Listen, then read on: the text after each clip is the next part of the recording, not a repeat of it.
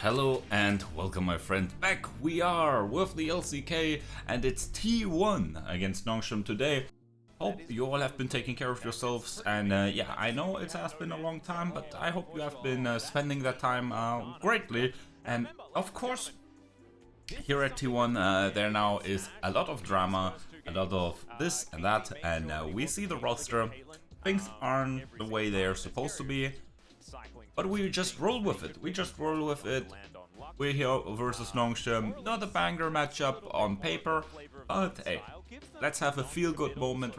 Let's see, hopefully T1 with a clean 2-0, put on some plays, put on some montage-worthy stuff, and then we all smile, feel good, and yeah, go on with our day. Hope, yeah, life has been great for you all.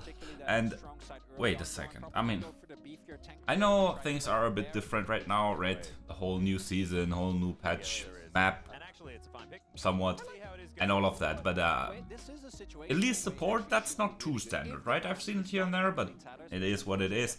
Obviously, Doran and Smash are now around. Say hello to our new friends, and yeah, obviously there's a lot to talk about that.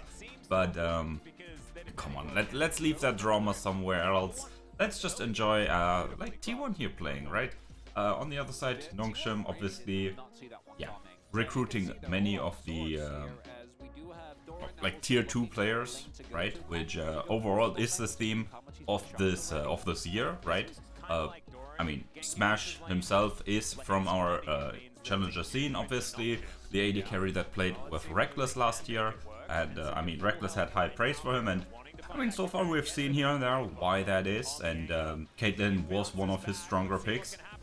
Immediate dive, that's exactly why you pick the elite support, right? In contrast to like other support options, because she is so much better at these early dives, especially considering the fact that the turrets obviously are now stronger, or like stack up faster, however you want to phrase that. And with that in mind, obviously having the Elise Repel to get out of hurt, very nice, very good. And yeah, that's why I think we have seen it mostly with Caitlyn so far. Again, I'm not really too deep into the things right now. I have a lot going on with university studies and all of that stuff right now, so that's why I've been rather quiet and why there haven't been uploads really. Yeah, really annoying, but in a couple of weeks I have my exams, and after that hopefully more T1 content will come regularly. Regardless, so far so good this early game. The more things change, the more they stay the same. T1 with the Caitlyn taking plates, and at this point we can maybe talk about the, what is it called again? Oh, Flash Engage.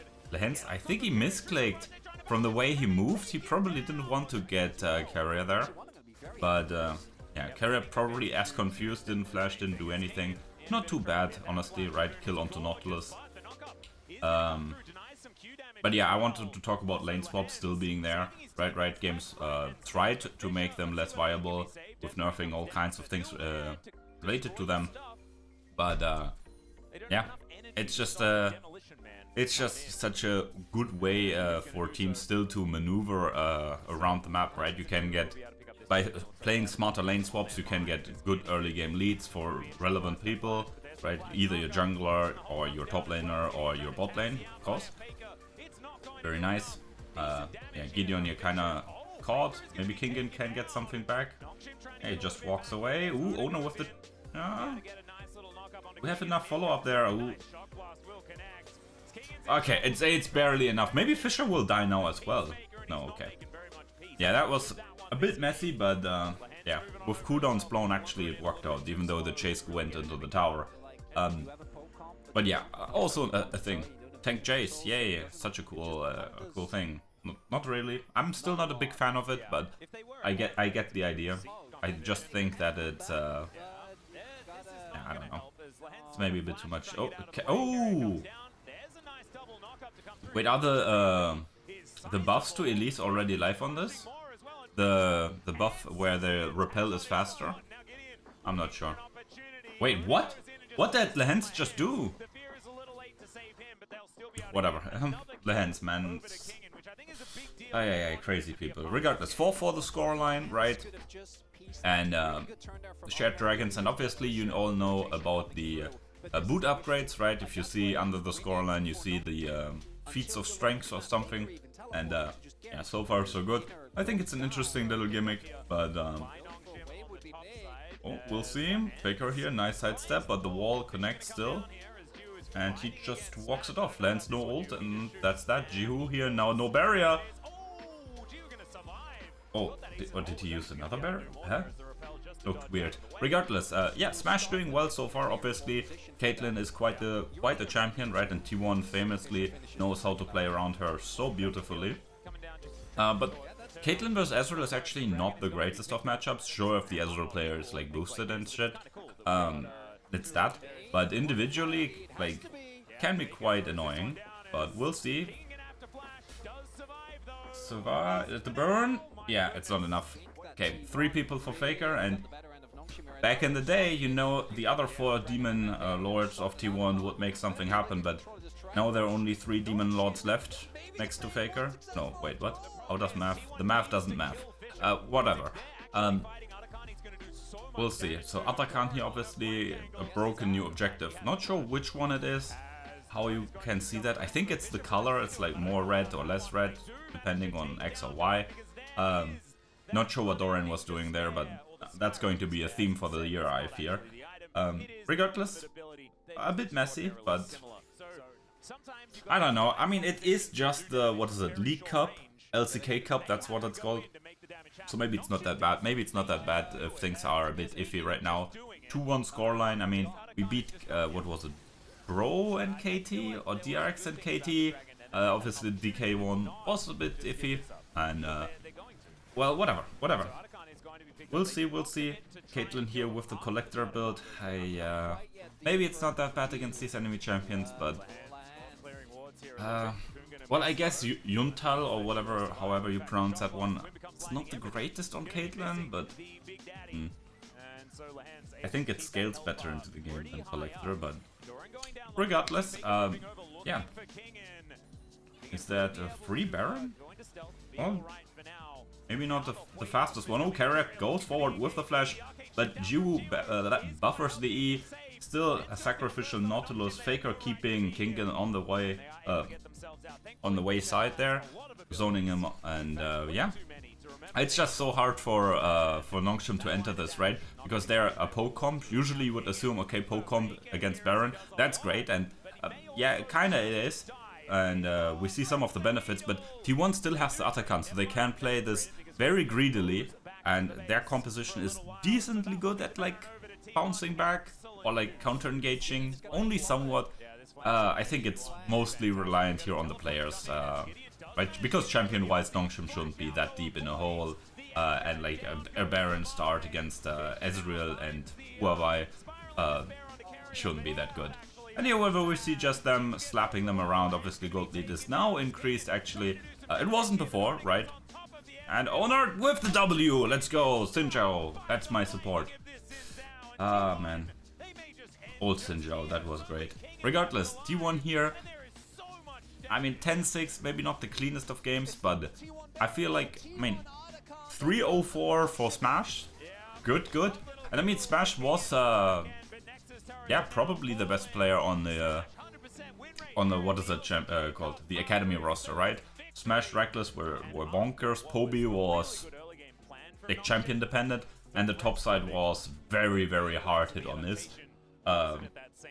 So yeah, Reckless had high praise for him, and we see him like popping off here on the big stage on the LCK, right? Obviously, many people are now not importing, but getting people up from the challenger scene, right? Again, that's the theme for this year. We're going to talk about that in the future as well, when T1 faces Bro. Did they already play Bro? I'm confusing things, but Bro, for example, got incredible players, I think on a loan from KT. That's a new thing. But regardless, now next game, obviously Fearless draft. I don't think it's that impactful in best of threes, honestly. And I think overall Fearless is okay. I'm not the biggest of fan. I think it can, like, it has some upsides, has some downsides, right? Obviously upside, we see more champions, yada yada yada. Not every game Zeri, Yumi or whatever, like in the past. But also I think there's the fear that like people just like are more willing to sack things. So it's like, oh, like in game 1 we give them like OP champions 1, 2, 3 and just tank the L, and then in the next games we try for real.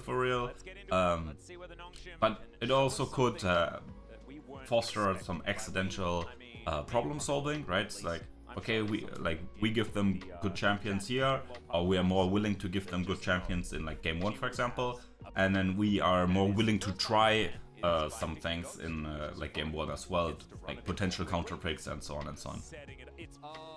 Like it has some ups and downs. Now let's see. This is also a standard thing for this thing here, the invades, and I mean that is just crazy. Like the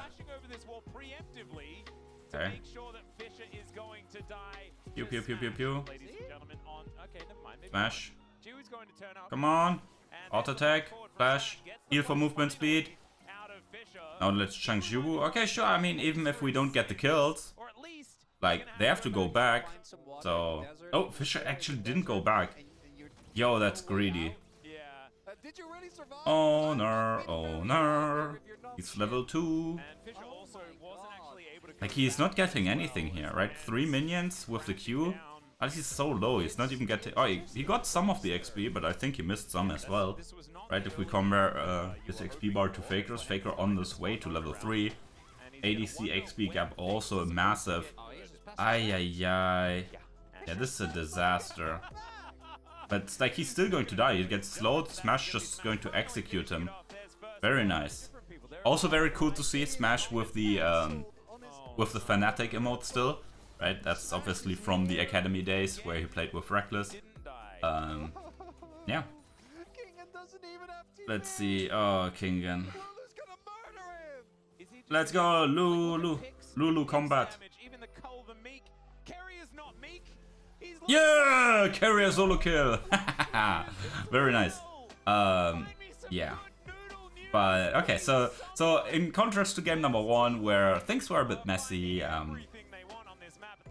this is exactly what I mean, right? With these lane swap things and with these early invades and like counter invades.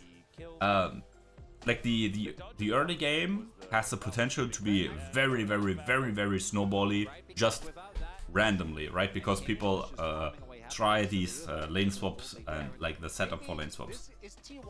Obviously, if I look at my statistics, you're all watching Los Ratones content. It's good content, understandably so. But you probably have seen similar things happen there as well, right? It's like these early game swaps. We see it in other regions as well. It's just like, yeah, I don't know. I don't like it too much. Like, can we just have laning phases again, please? Because like in pro play, like at this point here, like there's no way T1 is going to lose this game anymore, right? It's just over, right? Like they inherently have like a gold lead. They inherently have like XP leads that they can like even use like as cost for like look at this. Kingen is just getting farmed in the side lane because like his teammates are like, oh, we need this, we need that.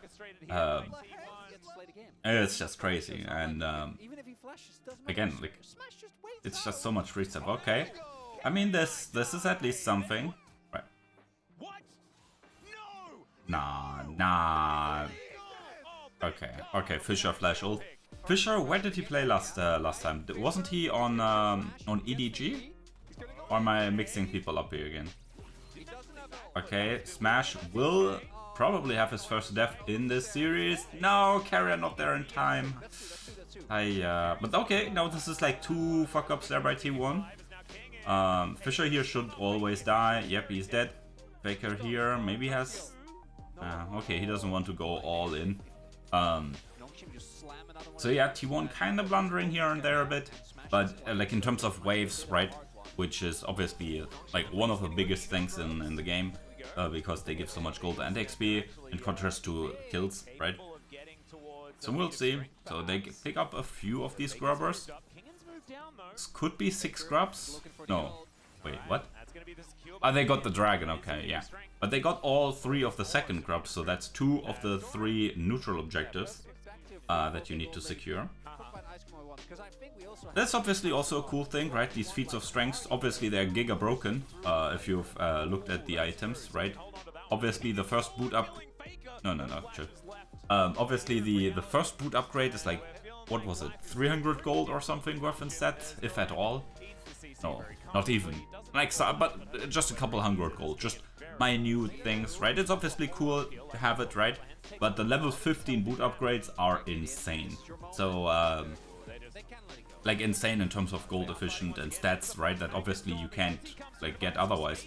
Ooh, nice ult there from Faker to escape. Well done, well done. But yeah, overall looking good this game. And like these feats of strength obviously make the early game a bit more exciting, right? Because people are forced to contest these things, right? Forced to play for first blood, etc. Forced to play for the neutral objectives, can't give up everything. Now let's see, Lehends obviously giga caught here. I'm not sure if he's going to die. Yo, Owner okay, yeah, Owner is rich as fuck. Damn. Like usually Lilia does not do that much damage right now, but damn. Owner 3 kills, finished Leandris already. Now let's see, are we going to see a bigger play here around this mid lane turret, right? T1 obviously already has the feats of strength complete, but there's the ult. Sleepy time. Yeah, not enough damage to get the resets for Smash just yet. But there is it. Ult. Just not enough reach. Yeah, 1-for-1 plus turret. Good for Nongshim, right? Obviously they were faster at the play. This is still something that is, I mean, I hate it. Oh, maybe the extended play turns out well for T1, but stunt on the turret. We'll see. Regardless, the TP changes are terrible. I hate them so much. I think it's fucking stupid. I like the TP nerfs from what 2019 or whatever were already bad enough, where the channel time was increased to 4 seconds, right? Faker here very deep. But maybe with the plant he can get away, right? There are 2 team members that he can connect to. Doran and Owner also buying time or getting their attention, whatever. And now Kingen separated from the team. And it's all a big ruse or whatever, man. And yeah, T1 collect the kill. Obviously 21 minutes, it's not Baron time anymore. Well, that's something that we have to adjust to. But it's Atakan time. Again, not sure what this one is. It looks red, so it's probably the OP one, which is very unbalanced. Not sure which patch they're playing on right now. Obviously, the last patch, Atakan and the Blooms, whatever, were nerfed a bit. But yeah, let's see. Do they recall here, or did they get caught? Regardless. So yeah, Atakan obviously. Yeah, I hate Atakan. I think it's a disgusting objective. You know how I feel about Elder Dragon. Yeah, Atakan is similar in that sense. It's not always game ending, but it's very game warping, and I don't like that very much.